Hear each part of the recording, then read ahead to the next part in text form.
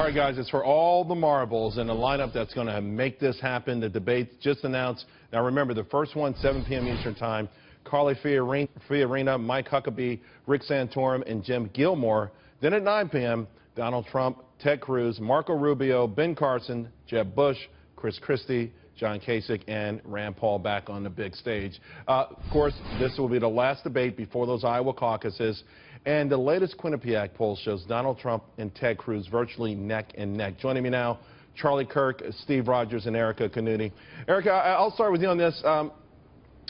You know, this has gone back and forth. Today, Donald Trump got an endorsement from Jerry Falwell Jr. It's obviously that the evangelicals are the key group there that everybody wants to get. And at least in a Quinnipiac poll, it feels like maybe Ted Cruz has got the lead there.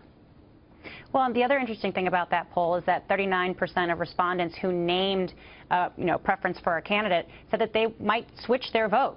So I think the volatility of even those people who have decided to back Cruz or back Trump is really high, and that's going to be a lot of this story. Well, you've been involved in these things before. What would make someone change their mind? What it's been, you know, when you go back and you do the post-mortem on these things, for lack of a better term, what is the deciding factor, that last-minute deciding factor? What makes it happen?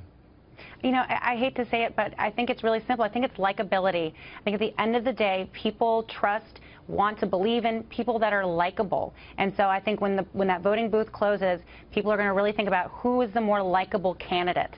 And that'll be interesting because, you know, you've got two big personalities that are both known for cracking some eggs. Yeah, you know, in that same poll, Steve, it said would definitely not support. 24% said Trump, 24% said Jeb, and 12% said Cruz.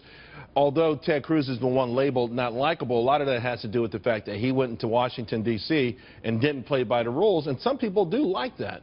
Well, you know, Charles, I think at the end of the day, Donald Trump will be president of the United States. And, you know, he uses the phrase, making America great again. He's already making America great again, because I haven't seen, at least in my lifetime, other than maybe Reagan, where a candidate has galvanized the entire nation. Young people, elderly people, all sorts of people from every walk of life are now engaged in this next presidential election. Well, that is true. I mean, people are certainly engaged. They're interested. They're excited about it. But not everyone has jumped on the Trump train.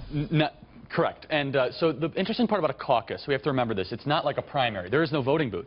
So you're in a room, you're in a church gathering area, community center, sometimes a local recreational district, a gymnasium, and it's actually each candidate will have surrogates, essentially precinct captains, that will go up in front and give speeches on behalf of the candidate. Some caucuses you even have to raise your hand for voting. So the question is, which candidate probably has a more silent cohort and which candidate will have enthusiastic cohorts? I would argue that Trump would do better in a closed voting booth type situation. People support him, but they might not want to voice it.